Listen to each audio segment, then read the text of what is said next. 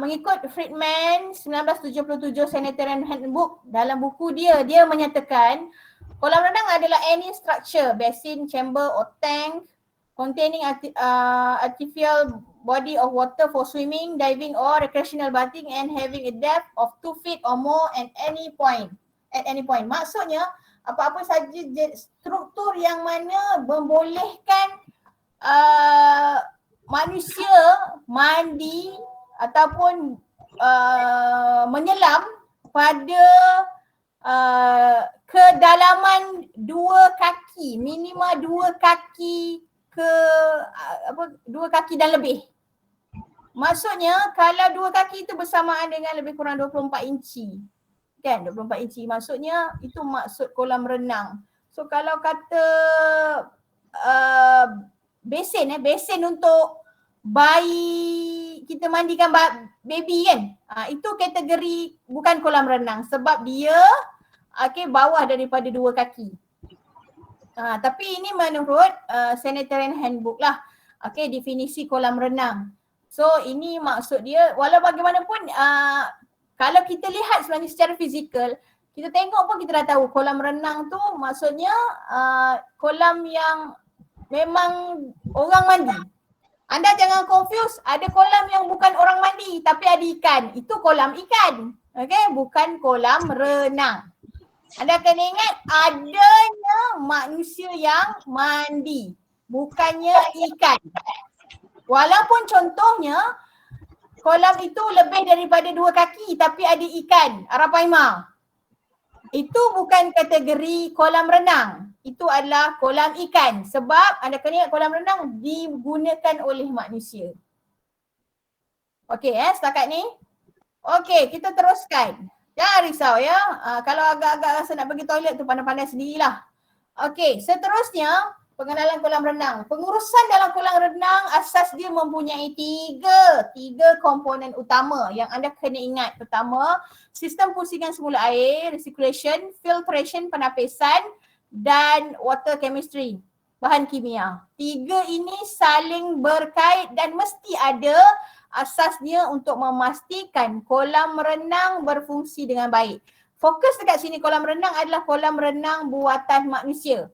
Mesti air itu berpusing, maksudnya dia ada kadar aliran yang mana dia akan recirculation, dia akan berpusing, air itu bergerak. Daripada dia masuk inlet, kemudian dia akan pergi ke bahagian filtration, water chemistry, dia akan masuk outlet, masuk balik ke dalam sistem. Okay, so dekat sini kita akan lihat secara umum filtration, circulation dan juga water chemistry. Okay, kenapa perlu diuruskan kolam? Kolam ni kenapa nak kena diuruskan? Okay, kerana anda kena ingat pada kebiasaannya kolam ini melibatkan orang awam. Orang awam ni maksudnya banyak ramai pemandi, perenang yang datang dari pelbagai latar belakang yang kita tak tahu tahap kebersihan, cara mereka punya lifestyle mereka. Ada yang jenis masuk terus dengan pakaian yang tidak sesuai, masuk dia tak pakai dia tak mandi dulu, dia tak bersihkan dulu badan, dia terus masuk. Ada yang ikut prosedur. Okay, so melibatkan orang awam. Walaupun kadang-kadang ada pool ataupun kolam yang manusia, kolam persendirian. Kolam dia dalam rumah, dia je mandi. Walaupun macam itu, walaupun individu tu sendiri yang mandi, itu kolam kepunyaannya sendiri, tapi ia perlu juga diuruskan kerana banyak faktor-faktor lain yang akan mempengaruhi baik atau tidak kolam tersebut. Kenapa perlunya lagi pengurusan? Sebab nak pastikan ia berfungsi dengan baik, selamat digunakan, bebas dari jangkitan, aspek kebersihan, kesihatan dan estetika. So kat sini, kita nak pastikan, saya ni sihat. Saya nak mandi kolam. Saya mandi kolam ni supaya saya dapat menyihatkan badan saya dapat bersukan air dan saya keluar dalam keadaan yang sihat. Itu kita punya harapan kita, kehendak kita. Tetapi kita tak nak disebabkan pengurusan kolam yang tidak baik. Kita dah di luar ni sihat, masuk kolam, dah mandi, kita naik, kita tak sihat. Kita demam, kita mendapat kesan ataupun jangkitan akibat daripada mandi dekat dalam kolam. Itu yang kita tak nak sebenarnya. Sebab itu dia perlu diuruskan. Okey, boleh follow tak setakat ni? Boleh Puan. Bagus. Bagus, anda semua memang hebat. Okey, seterusnya. Kita lihat istilah-istilah yang biasa digunakan bagi kolam renang. Okey, banyak istilah ya. Okey, antaranya yang pertama algae. Pernah dengar algae? Pernah dengar algae? Pernah jumpa algae? Pernah Puan, pernah. Algae adalah tumbuhan akuatik yang ditemui dalam kolam renang sama ada di atas atau di permukaan air. Dia boleh berada di permukaan air, dia boleh ada pada dek tempat sebelum kita nak pijak masuk dalam air tadi tu, masuk dalam air kolam. Dia boleh berlaku, boleh wujud pada dinding kolam, dia boleh wujud pada dasar kolam. Okey, pada kebiasaannya algae tumbuh pada permukaan air, dia boleh hidup dekat situ, dan juga pada dinding kolam dan juga permukaan atas kerana ia paling dekat dengan nutrien untuk membekalkan tenaga kepada algae ni untuk hidup. Cahaya matahari, ada oksigen. Okey. So algae ni indikator yang paling mudah untuk menunjukkan kehadiran algae adalah apabila kita dapati berlaku perubahan warna pada air dan juga lantai ataupun mozaik ataupun tiles pada dinding kolam, permukaan dinding kolam sama ada dekat bahagian atas atau tepi atau bawah telah pun licin. Itu adalah indikator yang paling mudah untuk kita tentukan memang wujud algae. Okey, di mana wujud dalam pelbagai bentuk algae ni ialah ada yang warna macam-macam lah kehidupan akuatik kan, macam-macam warna, dan ia boleh menyebabkan kekeruhan pada air kolam.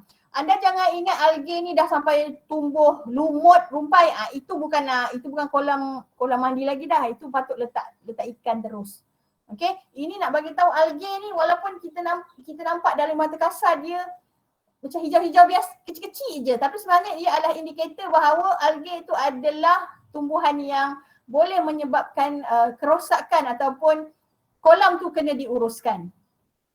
Okey, seterusnya alum atau tawas. Saya percaya anda dah belajar dekat bahagian dekat topik awal bagi subjek ini, di mana tawas adalah kompaun aluminium yang dicampurkan dalam kolam renang untuk menghasilkan flok.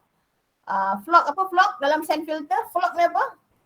Coagulate kan, dia akan menggumpalkan bahan-bahan bendasing yang hadir di dalam air ni tadi supaya mudah proses kata filtration dibuat. Itu kalau anda belajar untuk water supply di topik yang awal. Sebenarnya untuk kolam renang pun kena ada juga, ada alum ataupun tawas yang digunakan untuk menghasilkan flok yang akan merangkap flok ni tadi ke dalam filter. So bila dia dah terperangkap, air yang keluar adalah air yang bersih. Dia terperangkap dekat filter ni tadi ya. Okey, seterusnya antara lain adalah backwash. Pernah dengar backwash? Bukan backwash. Backwash pernah dengar backwash? Itu bahasa Kelantan Puan. Itu bahasa Kelantan. Saya pun tak tahu makna dia apa, tapi kenduri. Kenduri. Ya. Sekarang ni kita bukan cakap backwash, kita kata backwash. Pembalikan, reverse. Aliran air dialihkan pada tekanan yang tinggi pada arah yang bertentangan. Kalau air dari sistem pusingan air itu bergerak daripada kanan ke kiri, tapi bila kita buat backwash, dia akan bergerak daripada kiri ke kanan untuk membersihkan filter, terutamanya sand filter, kerana kehadiran keladak ataupun bendasing ni tadi yang menyebabkan filter tersumbat. Sebab itu yang you akan belajar lah, nak bagi tahu backwash yang tadi untuk tujuan pembersihan ya. Okey, sekarang ini cuba anda lihat beban pengguna. Okey. Beban pengguna ni kalau untuk pengetahuan anda, ini memang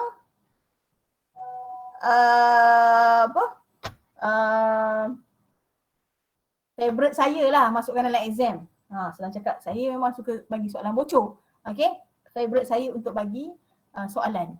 Maksudnya untuk bahagian beban pengguna by the load. Beban pemandi ya. kepadatan atau beban pengguna yang boleh masuk dalam satu masa ke dalam kolam renang. Contoh depan anda sekarang ni, depan anda ada sebuah kolam. Saiz kolam tu katalah sebesar gelanggang badminton contoh. Berapa orang yang boleh mandi dalam kolam tu? Berapa orang yang boleh masuk dalam kolam tu? Adakah 100 orang boleh masuk? Adakah 50 orang? Adakah 30 orang? So bagaimana kita menentukan purata ataupun kita boleh katakan kepadatan yang sesuai bagi kolam renang untuk mandi berdasarkan pengiraan beban pengguna. So ini dia punya formula dia lah. Maksimum bottle load adalah D bahagi 2.32 tambah S bahagi 0.96. Ini dia punya formula yang telah diberikan, di mana D adalah luas permukaan dalam meter kolam renang yang melebihi 1.4 meter dan S adalah luas permukaan meter kolam renang jika ia kurang daripada 1.4 meter. Okey, pelatih-pelatih, anda kena ingat macam mana saya nak cerita dengan anda. Saya pernah pergi satu kawasan kolam renang waktu tu tengah cuti sekolah. Ni dah zaman belajar dulu lah. Maksudnya bukan isu COVID lah. Zaman belajar dulu. Anda bayangkan bila kita nak mandi tu terlalu ramai. Masa tu hari cuti sekolah kot. Anda bayangkan yang bila kita mandi tadi, kita masuk dalam kolam, kita rasa kita bukannya sauk air tau. Kita macam berenang, bukan kita pergi harung air tau. Kita bukan mengharung ataupun kita bukan kita bukan hadap air lah. So kita ni macam, saya berenang ni, saya kepak orang. Terlalu ramai. Jadi dia tak syok kat situ. Maksudnya dari segi kepuasan kita mandi air kolam tu satu hal yang tidak memberikan rasa seronok. Dalam masa yang sama, adakah kolam itu sebenarnya mampu menanggung bebanan pemandi yang sesuai? So dekat situ anda boleh membuat kiraan tersebut lah. Nanti saya akan bagi latihan latihan bagaimana pengiraan beban pengguna ya. Okey, pelatih-pelatih, kita teruskan lagi ya. Okey, seterusnya kita lihat istilah yang seterusnya iaitu oksidasi ya. Di mana proses kimia ialah satu proses kimia yang mengeluarkan sisa organik seperti minyak badan, lotion dan peluh dari kolam renang. Maksudnya bukan kolam tu yang produce sisa organik. Sebenarnya oxidation ni hasilnya, sisa organik tu sebenarnya hasil daripada manusia, pemandi. Lotion badan tu kita yang bawa. Okay, gel rambut yang kita mandi, kita tak bersihkan lagi kita punya rambut ni tadi, kita yang bawa. Kita masuk ke dalam, waktu kita mandi dalam kolam ni tadi, kita bawa segala lotion, peluh kita, minyak, urin kita bawa kat dalam tu. Okay, jadi sisa-sisa organik ini, okay, perlu dioksidakan. Melalui apa? Salah satu caranya adalah melalui pengklorinan. Sebab itu air selain daripada fungsi dia, apabila diletakkan klorin untuk tujuan disinfeksi, dia juga mampu untuk membantu proses oksidasi. Okey, membuang sisa organik lah. Okey, penyakjangkitan disinfection. Okey, proses di mana pemusnahan organisma yang memberi kesan mudarat kepada manusia. Dalam air, lebih-lebih lagi air kolam, air itu bukan air masak ataupun air yang kita didihkan dahulu, bukan. Ia adalah air yang daripada sistem agihan air yang diberikan oleh pengeluar, contoh Syabas ke Puas ke dan sebagainya kan. So mereka ni supply air, dalam air tu tak masak, air tu adalah kandungan air walaupun ada klorin, tapi ia juga mengandungi organisma yang memberi kesan kepada pemandi, patogen lah, bakteria, fungus, virus dan sebagainya. Dan anda kena ingat, kita mandi air-air macam ni, air yang mempunyai kandungan organisma, ada mineral, dan kita bukan mandi guna air suling. Tak ada orang mandi guna air suling ya. Tahu air suling tu apa? Tahu kan. Okey, bagus. Okey, seterusnya. Boleh ikut tak sekarang ni slide saya menunjukkan klorin demand? Okey, boleh tengok klorin demand sudah boleh puan. Okey, bagus. Kita lihat klorin demand. Klorin demand adalah merujuk kepada jumlah klorin yang diperlukan untuk menghapuskan bakteria, alge, okey, organik, oksidasi dan juga bahan bukan organik di dalam air sebelum aktif klorin residual. Lebihan klorin aktif boleh dicapai. Jangan confuse kita ni cerita ni part yang pertama ni. Klorin demand, permintaan klorin. Okey, apakah permintaan klorin? Iaitu berapa banyak klorin yang diperlukan, jumlah klorin yang diperlukan. Contoh analogi yang paling mudah, ada satu balang air, satu cawan air ni, saya nak buat air kopi. Saya nak buat air kopi. Sekarang ni, berapa sudu kopi yang saya perlu masukkan ke dalam cawan ataupun mug saya ni tadi? 2 sudu. Itu adalah kopi ataupun saya katakan jumlah kopi yang saya perlukan untuk memastikan 2 sudu tadi memenuhi satu mug tadi. Macam tu jugalah kalau kata satu kolam ni tadi, kolam sebesar contoh court badminton ni tadi, berapa banyak klorin yang saya perlukan? Adakah 10 kilogram? Adakah 20 kilogram? So berapa banyak jumlah klorin yang diperlukan supaya klorin tadi mampu menghapuskan bakteria. Betul, air yang kita dapat daripada Syabas, Puas dan sebagainya supply kepada kita, pada kolam mandi tadi, mengandungi air itu mengandungi klorin. Tapi anda kena ingat apabila klorin ini berjumpa dengan cahaya matahari, terutamanya kolam-kolam yang berada di luar, ia akan mudah meruap dan hilang. Dia akan hilang apabila terkena cahaya matahari. Satu, klorin itu akan hilang. Satu lagi, air kolam ni dimandi oleh manusia. So perubahan kepada struktur kandungan klorin akan berlaku. So sebab itu kita perlu tambah klorin supaya ia mencapai tahap nilai parameter yang ditetapkan supaya algae, bakteria akan terhapus. Sebab itu klorin demand diperlukan. Boleh faham tak setakat ni? Berapakah permintaan jumlah klorin yang kita nak masukkan? Itu maksud dia untuk klorin demand. Seterusnya kita lihat pula lebihan klorin. Apabila klorin telah mula dimasukkan ke dalam air untuk tujuan disinfeksi asalnya, akan berlaku pula istilah yang lain iaitu kalau anda lihat kat sini, klorin residual, lebihan klorin.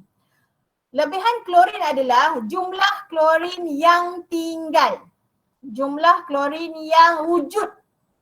Klorin ni dia akan, macam saya kata tadi, dia akan hilang kalau dikena cahaya matahari. Dia mungkin terbebas, teroksida dan sebagainya. Sekarang ni, bila klorin tu dah dimasukkan, berapa jumlah klorin yang ada, yang tinggal dekat kolam renang? Selepas permintaan klorin dicapai. So sekarang ni, jumlah klorin wujud dalam bentuk, pelbagai bentuk. Jumlah klorin yang tinggal. Kat sini saya nyatakan dia dalam 3 keadaan. Lebihan klorin wujud dalam 3 keadaan. Pertama, klorin bebas. Kita namakan sebagai FAC, Free Available Chlorine. Ini yang kita nak, FAC ni yang kita nak untuk membunuh bakteria patogen. Ini yang kita nak. Lebihan klorin juga boleh wujud dinamakan sebagai CAC, Combined, ini salah ni Combined Available Chlorine. Gabungan klorin, maksudnya klorin ini dia bercampur dengan air, dia campur lagi dengan bahan-bahan berdasing yang lain. Contohnya compound nitrogen. Contohnya compound nitrogen adalah amonia. Amonia tu apa? Bahan amonia yang dibawa oleh pemandi. Siapa pemandi? Kita. Kita bawa apa? Kita bawa urin. Kita bawa peluh. Nampak tak? Ada orang masuk dalam kolam, dia rasa malas nak pergi toilet, dia melepaskan hajatnya dekat dalam air. Itu kalau orang yang dewasa. Yang kanak-kanak, kalau bayi contohnya, bukan melepaskan hajat yang kecil, hajat yang besar pun dilepaskan sekali. So bayangkan, klorin dan air ni tadi bergabung lagi dengan bahan lain, so dia boleh memberi kesan yang kita tidak mahu di dalam kolam, iaitu Combined Available Chlorine, CAC. Okey, dan juga istilah yang ketiga iaitu jumlah klorin, iaitu kita namakan dia sebagai TAC, total available chlorine, yang mana dia adalah gabungan FAC dan CAC. Okey, boleh ingat dia adalah dua-dua. TAC adalah FAC dan CAC. So kalau anda lihat dia punya perincian dia adalah ini. Okey, free available chlorine, klorin bebas yang saya katakan dengan anda tadi adalah klorin yang wujud dalam air dalam bentuk hypochlorous acid dan juga hypochlorite ion. Ini yang kita nak. Maksudnya air ada klorin yang membentuk hypochlorous dan juga hypochlorite ion. Yang ini yang bagus dia kerana ia akan bertindak untuk disinfeksi dan oksidasi. Ini yang perlu ada dalam air. Kita namakan dia sebagai free available chlorine. Okey, klorin bebas. Manakala combined available chlorine, CAC, klorin gabungan ini adalah klorin yang lemah. Maksudnya ia telah dicemari. Merujuk kepada klorin yang lemah untuk menghapuskan bakteria dalam kolam. Yalah, you bayangkan air kolam dah ada klorin, sepatutnya mampu membunuh bakteria. Kita bawa lagi dengan compound nitrogen. Kita menghadirkan bakteria yang banyak. Sebab bila kita melepaskan hajat kita kat dalam air ni tadi, air akan kotor. So bila kotor, air tidak akan bersih. Klorin tadi tidak efektif. Okey, contoh kat sini anda boleh tengoklah macam saya katakan tadi. Peluh, urin, dan biasanya klorin bila campur dengan amonia kita namakan dia chloramines. Okey? Adakah anda berada di Malaysia sekarang? Ya, Puan, ada terima kasih. Ya, Okey, bagus. fokus Puan. Encik Azwan ada di Malaysia ke tidak? Azwan, Muhammad Azwan mana? Muhammad Azwan bin Ali mana? Ada pun. Okey, Ada. bagus. Encik Ricky mana? Ricky ada di Malaysia ke tidak? Tekla apa namanya? Tekla Ricky ada di Malaysia. Okey. Rose mana Rose? Rose ada dekat Malaysia tak Rose? Ada puan, ada. Rose ada Okey. Amir mana Amir? Syahrul Amir ni mana? Syahrul Amir. Ada Puan. Ada Puan. Okey. So kita teruskan sikit Masih lagi. di sini. Kita teruskan sikit lagi ya. Tuan-tuan dan puan-puan, kita teruskan sikit lagi ya. Okey. Kita dah cerita tentang CAC. Sekarang ni saya nak cerita dengan anda tentang masih lagi CAC ya. Di mana chloramines, hasil tindak balas klorin dengan compound nitrogen, menyebabkan masalah kepada penyelenggaraan kolam renang termasuk air menjadi keruh. You bayangkan pelatih-pelatih sekalian. Saya mandi dalam kolam. Kemudian saya malas nak pergi toilet. Saya pun melepaskan hajat saya. Saya buang air dekat dalam kolam. Orang tak sedar. Okay kan? Sebab air banyak kan? So sebenarnya saya telah menghadirkan compound nitrogen yang saya bawa, yang menyebabkan klorin bertemu dengan klorin bertemu dengan compound nitrogen menyebabkan chloramines ni tadi. Saya menyumbang kepada kekeruhan pada air. Air menjadi keruh. Kalau saya seorang, kalau 10 orang, 20 orang pun mandi hari tu. Okey, you bayangkan kalau kat sini kadar untuk penghapusan bakteria menjadi 2% berbanding free klorin. Maksudnya kat sini, kalau air yang bersih yang ada klorin yang mencukupi free available klorin ni tadi, dia mampu membunuh sehingga 100%. Apabila individu ini melepaskan hajat dia compound nitrogen ke dalam air ni tadi, peratusan efektif klorin itu turun menjadi 2%. Maksudnya dia terus drop. Maksudnya bakteria akan kekal dan hidup dekat dalam air tanpa dibunuh walaupun klorin ada 2%. Itu kita tak nak. Ia juga menyumbang kepada iritasi dan mata dan kulit. Ada juga keadaan di mana kejap, 1 minit.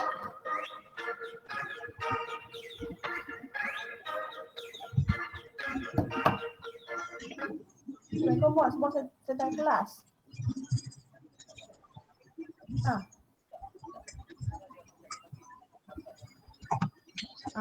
Video tu tapi setengah kelas. Bagi kelas saya buat ya.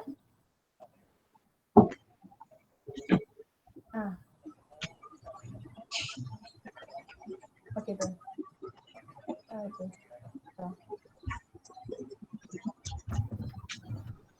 Okey. Kita sambung lagi. Minta maaf lah ya. Minta maaf lah banyak lah. Minta maaf. Sekejap, ada orang yang tanya ke? Saya tengok chat sekejap Nampak ada puan Florin tu berapa banyak letak dalam tu jumlah. Darul Saleh. Okey, you tanya dengan saya berapa banyak klorin nak masuk. Okey. Asasnya, okey, ada bahagian dia. Saya saya boleh bagi tahu asas je lah Berapa banyak klorin nak masuk, dia bergantung kepada banyak faktor. Pertama sekali adalah saiz kolam. Yang kedua adalah jumlah air. Dia bukan kata, saiz kolam saya macam padang bola. Berapa banyak saya nak masuk? Unit ppm, betul unit ppm. Betul, unit ppm. Betul. Sekarang ni, nak masukkan berapa banyak, ia dalam unit ppm. Ia bergantung kepada jenis kolam. Kolam individu, kolam yang besar. Contoh dekat Sunway Lagoon, kolam yang besar, kolam yang ada wave. Dia bergantung kepada jumlah nak masukkan tadi. Cuma nak tahu adakah klorin tadi telah menepati, dia ada measurement dia. Nanti saya tunjukkan anda. Okey? Faham tak? Contohlah. Anda nampak tak saya sedang pegang apa ni? Dia macam perklorinan telaga pun kan? Ya, konsepnya hampir sama. Saya nak bagi tahu anda. Anda nampak tak saya sedang tunjukkan apa ni? Tak nampak. Nampak pun. Nampak tak? Nampak. Okay. Saya stop sharing dah. Anda nampak tak saya sedang tunjukkan apa ni? Katakanlah ini cawan air saya. Saya nak buat air kopi tadi. Berapa banyak kopi saya nak letak? Adakah saya nak letak 3 sudu kopi? Ataupun saya nak letak 15 sudu kopi? Okey, ia bergantung kepada saiz bekas, berapa banyak saya nak minum. Okey, penentuan itu berdasarkan banyak faktor. Kita lihat dulu di peringkat yang luar. Apa nak tanya? Dia bukan ikut isi padu air ke Puan? Ya, memang ikut isi padu air. Memang betul. Okey. Okey.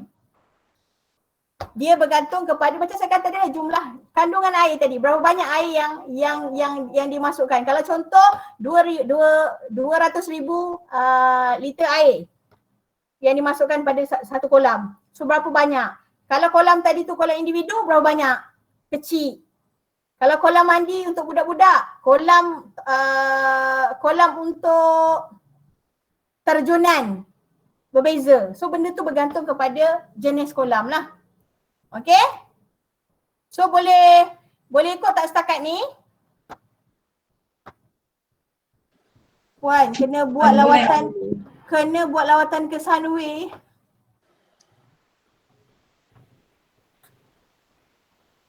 Dek, kalau nak buat lawatan kat Sunway kena kumpul duit RM113 seorang.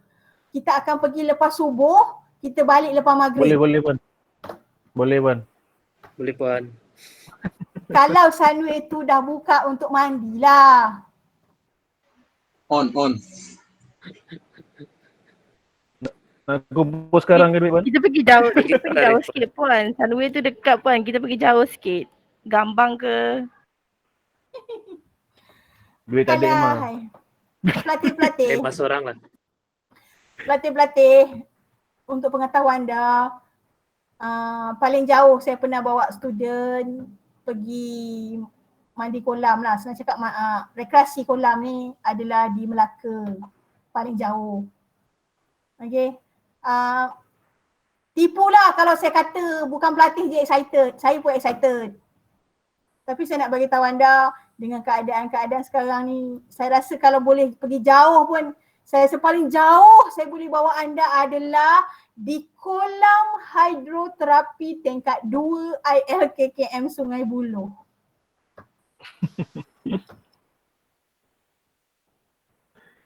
InsyaAllah. Kolam Boleh lah tu tak Puan. muat lah Puan. Tapi kan pelatih-pelatih tak muat. Okey, anda jangan risau Sebenarnya yang kita belajar ni bukan sekadar kolam buatan manusia. Ada juga kolam-kolam rekreasi yang kita boleh pergi. Macam tahun lepas, sebelum ni yang last saya bawa student pergi dekat Sepang. Ada satu kawasan tu, dekat Sepang.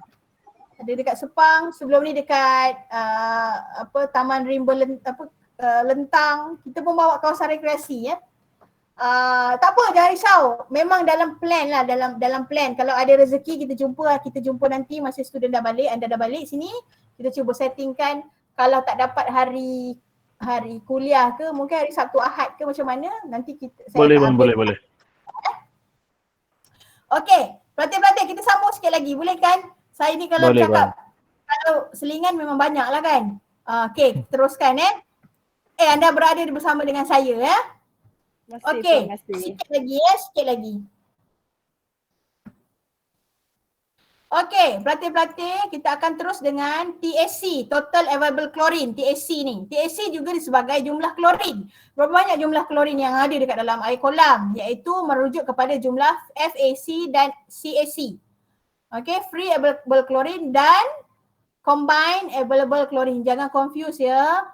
Okey, seterusnya kita akan lihat pula breakpoint chlorination.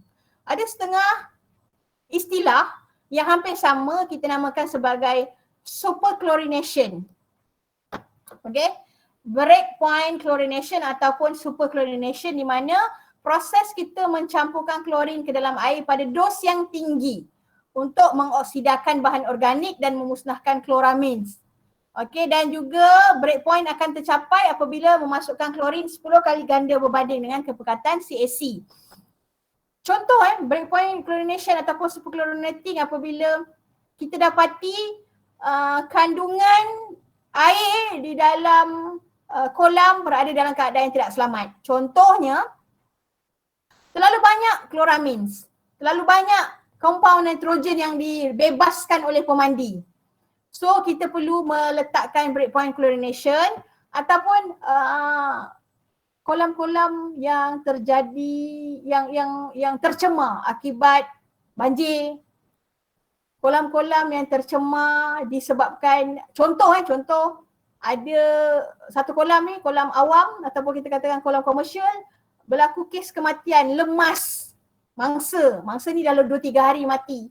Anda jangan ingat air kolam tu dibuang air kolam tidak dibuang kerana ia akan menyebabkan kerugian kepada pengusaha, tetapi breakpoint chlorination ataupun superchlorinating dibuat supaya kolam ni tadi bila kita letak dos yang tinggi, klorin ni tadi dia akan musnahkan patogen dekat dalam air. Circulation system bagi air kolam akan berfungsi seperti biasa. Filtration akan melaksanakan fungsi dia dan air kolam akan nampak jernih macam biasa dan orang akan mandi macam biasa balik.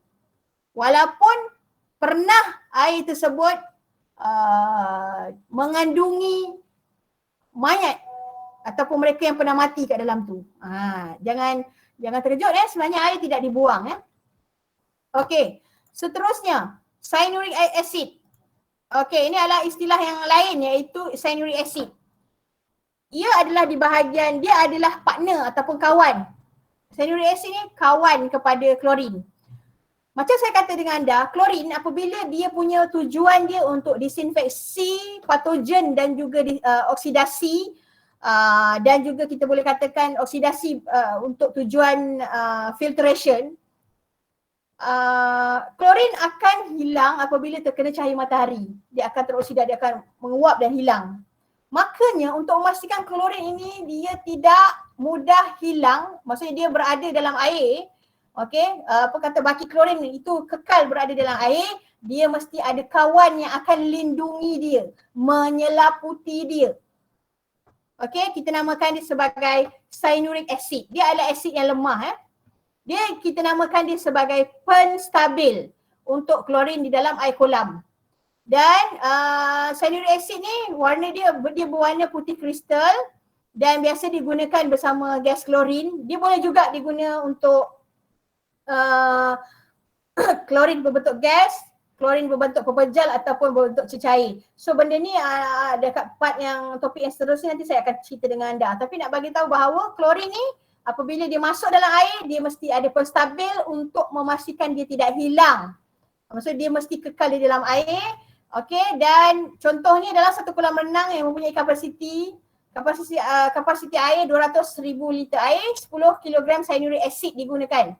Bersamaan 50 ppm. Bila dia dimasukkan, dia didilutkan, dimasukkan dalam air ni tadi, dia akan menghasilkan 50 ppm cyanuric acid. Ini contoh sahaja ya. Okey. Kemudian recirculation system, faktor utama dalam pengurusan kualiti air kolam renang. Ini mestilah, sebab anda bayangkan, cuba bayangkan you mandi tapi air kolam itu tidak bergerak. Air mati lah, air tidak bergerak. Sedangkan kalau kita mandi air kolam rekreasi kan, kita nak air itu mengalir, betul tak? Supaya dia tidak mendatangkan kesan kepada pemandi. Sebab itu kalau anda perasan, kes-kes leptospirosis contohnya, dia wujud apabila kebanyakan orang yang berekreasi ni menggunakan air berdekatan dengan gigi sungai, ataupun kita katakan dia tidak mandi pada badan sungai. Badan sungai itu tengah-tengah sungai lah. Saya cakap dari segi rekreasi. So bila air itu dia tidak bergerak, air tadi akan sebenarnya kotor. Air tadi akan tidak selamat lah untuk digunakan. Sebab itu air sebenarnya kena bergerak. Walaupun kadang-kadang kita tengok kolam ni air dia circulation tu berfungsi ke tak sebenarnya? Sebenarnya kalau ikutkan memang kena bergerak. Di mana purata normal saranan yang diberikan recirculation system yang baik adalah 6 jam satu kali pusing bersamaan dengan 4 kali sehari. Bagi mana-mana kolam. Kalau kolam tu besar, dia punya sistem recirculation dia pun kena besar lah. Begitu juga yang kecil. Tapi dia punya konsep dia adalah purata 6 jam sekali. Maksudnya kalau contoh air ni masuk inlet, masuk dalam kolam. Inlet, air keluar daripada kolam. Inlet, dia keluar dari kolam, dia masuk kepada filtration. Kemudian dia masuk dalam filtration, strainer, dia masuk dulu kat strainer, kemudian dia masuk kat filtration, kemudian dia masuk dekat disinfeksi klorin, disinfection punya sistem, kemudian dia akan masuk balik ke dalam outlet, dia masuk balik dalam kolam. So proses ini, satu pusingan yang lengkap ini mengambil masa lebih kurang 6 jam. Okey, lebih kurang 6 jam satu pusingan. Ataupun 4 kali sehari. Tapi bergantung juga kalau kata contoh pemandi yang ramai pada waktu itu ataupun contoh waktu musim perayaan. So maksudnya pusingan itu mesti perlu dipantau lah oleh mereka yang menjaga. Okey. Seterusnya filtration, penapisan. Ini juga adalah elemen yang kita kena tahu. Dia, maksudnya penapis. Pernah jumpa penapis? Pernah tengok penapis? Saya bukan nak jual produk dengan anda. Pernah. Okay, tapi penapis bagi kolam juga adalah salah satu elemen penting untuk memastikan kolam bebas dari hasil sisa habuk dan juga berdasing. Penapis ni kita kategorikan dia kepada dua. Satu filtration jenis strainer. Pernah dengar strainer? Penapis kasar. Pernah, Wan. Okay, strainer penapis kasar, di mana penapis ini fungsi dia untuk merangkap bendasing yang kasar. Contohnya kain, linen, rambut, pampers, seluar dalam, apa-apa sajalah. Anda jangan ingat seluar dalam orang dewasa, kadang-kadang kanak pun pampers. So benda ni sebelum dia masuk penapis yang sebenar, untuk mengasingkan bendasing yang lebih kecil, dia kena masuk dulu strainer. Kalau macam mana rupa strainer, nanti lepas ni anda cuba buka kat internet macam mana bentuk strainer, anda boleh tengok. Dia adalah penapis kasar. Lepas air itu masuk dekat penapis kasar, bila dia telah ditapis, baru dia masuk dekat filtration yang satu lagi yang lebih spesifik. Sama ada penapis jenis depth ataupun surface. Tu ada part dia lagi lah yang kita boleh tengok nanti kemudian. Tapi itu gambaran dia lah Okey, sikit lagi pelatih-pelatih. Okey, kita tengok pula ni. Rekreasi air. Tadi kita lebih kepada fokus kepada kawasan rekreasi buatan manusia. Sekarang ni kita lihat rekreasi air pula Definisi rekreasi air adalah kawasan air yang terdapatnya aktiviti rekreasi manusia dijalankan seperti perkelahan, berenang dan lain-lain di tempat seperti berikutlah: pantai awam, tasik dengan kemudahan rekreasi, kawasan air terjun, theme parks, contohnya Sunway Lagoon, desa theme parks, kawasan berkemah, kawasan water rafting. Dan ada setengah pelatih-pelatih, kawasan rekreasi ini juga ada setengah tempat yang mengkategorikannya sebagai kawasan rekreasi walaupun ia adalah air masin. Contoh di tepi laut. Sebab tak silap saya ada setengah pejabat kesihatan di bawah JKN. Saya rasa Johor salah satu. Mungkin boleh search balik Mereka menetapkan kawasan pantai air masin juga adalah kawasan rekreasi air yang perlu dijaga. Maksudnya perlu buat pemantauan juga sebab kawasan-kawasan tersebut juga adalah kawasan yang dikunjungi manusia dan manusia juga mandi dan manusia juga terdedah kepada kesan-kesan kesihatan. Okey, ialah pencemaran, dari segi kesihatan kepada pemandi. So kawasan rekreasi itu bukan tertumpu kepada air tawar sahaja Okey, sikit lagi. Saya harap anda masih boleh bertahan. Okey, cuba tengok gambar ni. Boleh nampak gambar ni tak? Nampak Puan. Okey, ini dekat tepi pantai. Ya Allah, seronoknya tengok pantai ni. Nampak tak? Nampak. Kali terakhir korang pergi pantai bila? Kemarin. Wah. Untunglah rumah tepi pantai. Merakit Puan. Saya tiap hari tengok pantai.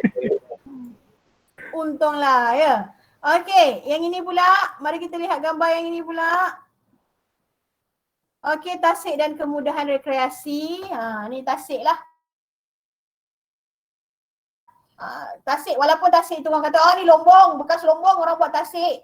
Ia tetap juga dikategorikan sebagai kawasan rekreasi sebab ada kehadiran manusia. Tasik Royal Bloom tu kan antara tasik terbesar ke tasik Kenyir dekat Terengganu Antara tasik yang terbesar di, saya tak sure, Malaysia ke Asia. Tapi nak bagi tahu, dia tasik tapi dia sangat besar. Kan? Okey, dia juga kawasan rekreasi, bukan tertumpu kepada kolam ataupun buatan manusia sajalah Okey, kita tengok lagi. Ajak kamu tengok gambar je Kawasan air terjun. Kawasan air terjun, kalau pelatih-pelatih ada masa kan nanti pergilah air terjun kan. Jap. Laju pula. Air terjun. Air terjun. Kawasan air terjun. Air terjun yang paling tinggi dan paling cantik dekat Malaysia yang tertinggi ke kedua tertinggi. Air terjun dekat area Gunung Stong Ayam kat Kelantan kalau tak silap saya. Okay. So theme park. Okay, anda boleh tengok theme park. Pernah tengok theme park tak? Kenapa saya tutup? Okay. Nampak tak theme park? Okay, nampak ya? Nampak. Okay. Antara theme park yang saya rasa anda pun dah banyak kali pergi tempat lain lah kan. Tapi nak bagi antara theme park ataupun kawasan rekreasi yang saya rasa dia sangat menjaga lah. Dia sangat jaga pengunjung, jaga pemandi, dia jaga orang mandi elok-elok kan. Saya rasa yang paling saya ingati adalah Sunway Lagoon Dia mahal. Tapi dia berbaloi lah. Okay. Yang paling tak boleh belah, yang paling macam apa lah, yang macam lepas ni mungkin aku pergi 2-3 kali kot nak pergi. Macam itulah. Formosa kat Melaka. Theme park yang dekat Melaka sebab apa? waktu bawa family pergi dekat kolam kanak-kanak ni tadi nak mandi ni, sekali saya tengok ada you nampak, you boleh bayang tak kalau nasi warna putih tu dekat dalam kolam kanak-kanak. So macam aku ni mandi dalam kolam budak ke kolam ikan ke, macam gitulah. Rasa beras tu Puan. Tak tahulah beras ke nasi ke apa, saya pun tak tahulah tapi sebenarnya dia bergantung jugalah Okey, sikit lagi pelatih-pelatih, lagi 3 slide. Ni cuba tengok. Kawasan berkemah. Ni kolam terbiar ni, tak tahulah sama ada salah ke ataupun dah rosak ke apa ke kan. Okey, satu lagi kalau anda perasan dekat area MRR tu ada satu kawasan kolam yang dibina atas bangunan. Dah tutup kawasan tu ya. Dekat area mana? Ampang kot tak silap saya. Dia ada satu kolam di bawah dia ada Econsave. Atas itu ada satu kolam buatan yang mana dia buat untuk rekreasi. Dulu sangat ramai orang datang tapi dia tutup mungkin sebab ada kes lah penyelenggaraan. Sebenarnya isu kolam ni kalau tak betul-betul dia memerlukan penyelenggaraan yang besar lah. Kos yang tinggi ya. Okey, last kali ni water rafting seronok Kalau pernah water rafting waktu belajar lah pergi water rafting kan. Dekat sungai, saya pernah pergi kat Sungai Negiri, Kelantan kalau ada di kalangan pelatih, tak tahulah kalau anda ada buat bisnes ni kan. Boleh bagi tahu. Sungai apa Puan? Sungai Negiri, Neggiri, Sungai Negiri. Okey, nanti kita cari. Yes. Kalau nak kata water rafting untuk latihan macam ni, pergi dekat Tasik Titiwangsa, Kuala Lumpur je. Itu untuk training boleh lah. Okay? Okay pelatih-pelatih. Last kali, pelik kan? Last kali ya. Okay, last kali yang saya nak share dengan anda adalah inilah part yang akhir sekali saya nak bagi tahu anda. Untuk petang ni saya cuma nak cover satu bahagian saja, iaitu pengenalan kepada pool dan water recreation lah. Ada satu part lagi, satu bahagian lagi, iaitu penyakit dan masalah yang dikaitkan dengan kolam. So slide yang itu ada lebih kurang 50 slide. Saya takkan buat dalam Google Meet dengan anda, tapi saya telah masukkannya ke dalam iBest. Slide yang saya dah tunjukkan anda ni saya dah masukkan dalam iBest. Slide yang kedua, bagi topik yang sama yang kita nak belajar petang ni, saya dah masukkan juga dalam iBest, iaitu penyakit yang kita kaitkan dengan kolam dan juga masalah-masalah yang berlaku lah. So saya nak lebih kurang 40 minit ni selepas ini saya mohon kepada pelatih-pelatih untuk ambil masa anda buka dalam iBest, anda baca, membuat pembacaan awal bagi topik tersebut. Okey, bagi bahagian kedua tersebut. Anda baca perlahan-lahan, you tak payah nak kejar apa-apa. You lari laju-laju nak kejar siapa? You nak pergi bulan ke? Okey? So sekarang ni, pelatih-pelatih sekalian, lepas ni sila buka dalam iBest bahagian kedua, penyakit yang dikaitkan dengan kolam. Okey, sila buat pembacaan. Okey, baca dulu, fahami dulu. Kalau tak faham, anda boleh tanya. Boleh WhatsApp saya, tak jadi masalah ya. Okey, so itu yang kita telah pelajari pada petang ini. Kita belajar, saya buat summary sedikit. Kita belajar tentang beberapa definisi. Kita belajar tentang beberapa istilah. Kita belajar tentang pengurusan, kenapa perlu pengurusan kolam. Okey, dan kita criticalkan calculation tentang bundle load. Nanti saya akan bagi latihan kepada anda supaya anda lebih faham bagaimana latihan itu dibuatlah. Okey. So habis untuk sesi pada petang ini. Okey, pesanan saya kepada pelatih-pelatih, sebenarnya dalam kumpulan anda masih boleh juga memikirkan. Yelah, kita tak tahu kan, anda balik ni tiba-tiba banyak benda boleh dibuat contoh buat lawatan, buat aktiviti rekreasi dan sebagainya. Saya boleh berbincang dalam kumpulan. Okey, berdasarkan kos, kemampuan anda. Okey, kita boleh fikirkan kat mana kita nak pergi, kat mana kita nak belajar. So benda tu kita boleh bincang kemudian. Itu pertama. Yang kedua, sesi ini